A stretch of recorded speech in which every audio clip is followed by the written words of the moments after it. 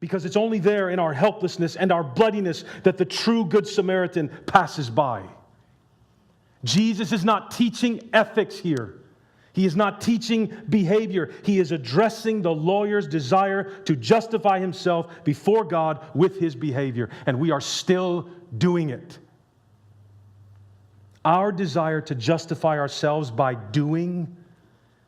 There are those of us in this room that cannot feel Christian if we don't have stuff to do.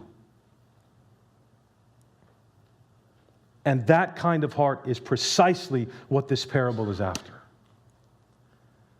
Our desire to do is a desire to justify ourselves, and only the gospel is going to root that out. Every time the law, the word, commands us, part of its function is to leave us bankrupt and dying in our pathetic efforts at righteousness on the side of the road,